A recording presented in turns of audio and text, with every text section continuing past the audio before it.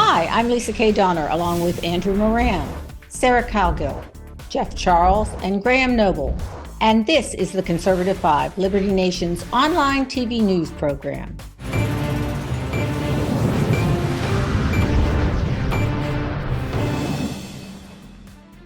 The world watches and waits to see if former President Donald Trump will be arrested, cuffed, and processed. All this ruckus over a reported hush payment to adult movie star Stormy Daniels. The Manhattan DA, Alvin Bragg, let that plan slip last week, perhaps on purpose, who knows. But then there seemed to be a halt in the hostile action. So the question is, what gives? Graham, you have penned an excellent analysis of the whys and why nots of arresting Trump. So will they or won't they? And don't tell me only his hairdresser knows for sure. Well, Lisa, I wouldn't like to get into the prediction business over this because nobody seems to know.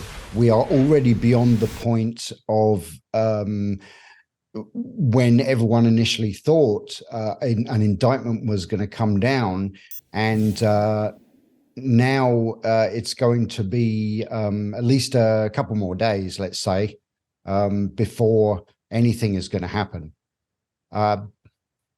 The thing about this is Trump is going to survive either way. I mean, it's going to be a hard push for the DA to get a felony charge, to wring a felony charge, if you like, out of this grand jury, because what Trump is being accused of doing, the violation that we're discussing, is actually a misdemeanor under New York law. Under certain circumstances, this particular misdemeanor can be kind of bumped up to a felony, but that's a hard slog.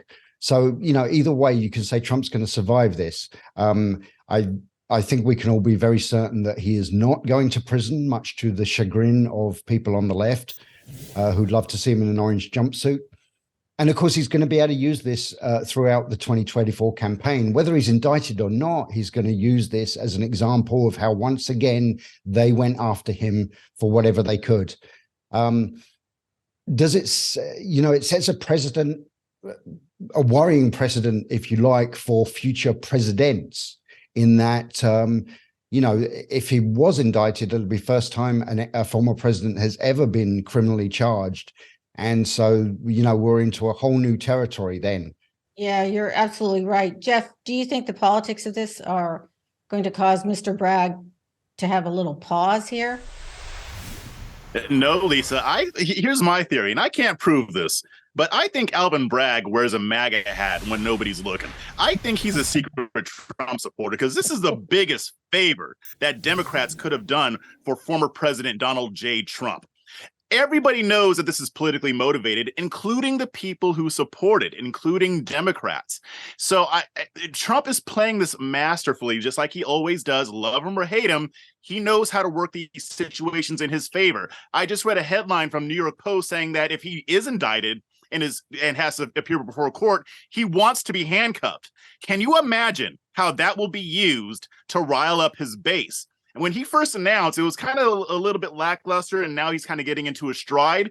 This is exactly what his campaign needs. This is the jolt that will catapult him even further beyond the field for the Republican nomination. So I think that's the only reason why maybe they might back off. I know the grand jury didn't convene yesterday or earlier this week, and I know that they were supposed to issue an indictment, but they haven't yet. They're holding off on it. But I don't know if they're trying to weigh the political fallout from this over whether they think they can actually get him or not. So I wouldn't be surprised if they ended up backing off. If they were smart, they probably would. Hey, Jeff, he should be arrested like Greta Thunberg. Should have the cops carry him out from his Manhattan home and carry him out there and pretend he's getting arrested. That would be amazing for him. So, Sarah, I love to test, the rank and file folks out there and see what they have to say. But it was interesting because my hairstylist said, could you please explain to me why they're going to arrest Donald Trump in like layman's terms? Because I don't understand this. I mean, she just came out with that today. So I think this has caught the attention of the rank and file American. But what does that mean exactly? Well, it means that he's getting attention, which the Democrats never really want him to have. And he's getting the kind of attention that riles up the base, that has people chatting in the hair salons, in the pubs, in the cafes, everywhere that there's a conversation going on. Right now, it's about Trump.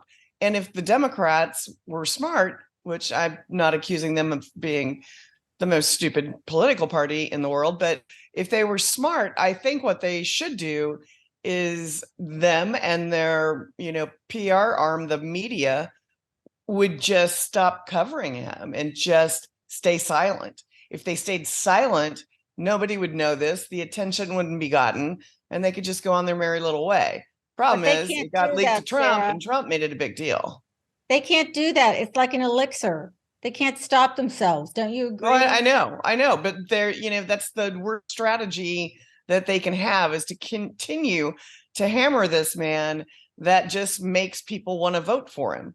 And if the idea is to keep your old guard, and that's an emphasis on the old guard in office, then by goodness, you don't want to be, alerting people that Trump is a better guy, because, he's the martyr of the Republican Party right now. Right. Andrew, do you agree with the conventional wisdom here that, arresting Donald Trump is going to be a very good political move for the Republicans and not so hot for the Democrats?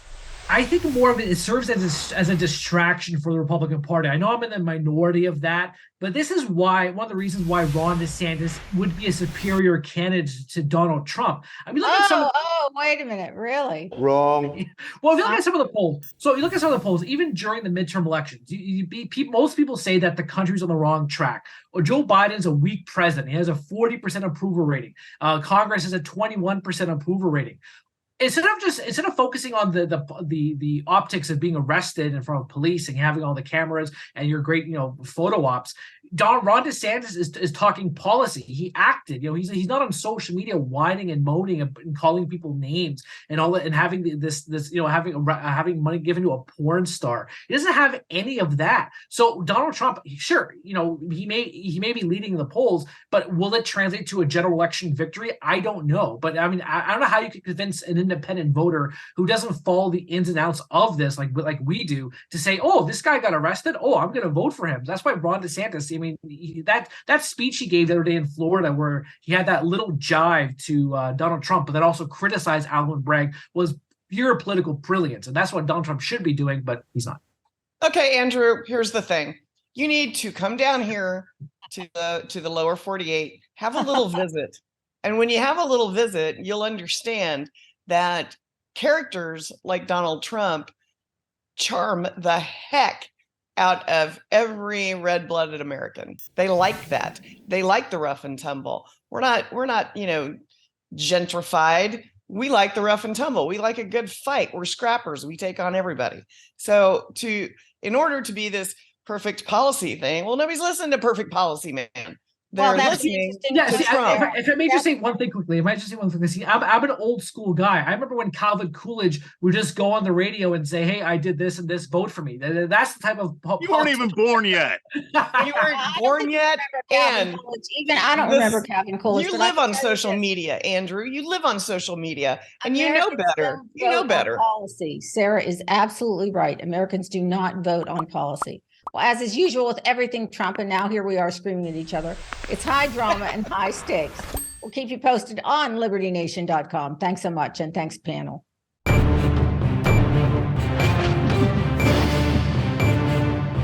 That's it for our Conservative 5 panel today. Check out our other C5 shows and segments on your favorite video platform, YouTube, Vimeo, Rumble. We're on them all. As well, Liberty Nation has its own Roku channel where you can see all of our TV productions. Thanks for tuning in. And remember, surf on over to LibertyNation.com. Special thanks to our fantastic editor and post coordinator, Frank Diorio, and our executive producer, Sarah Cowgill. I'm Lisa K. Donner, editor-in-chief.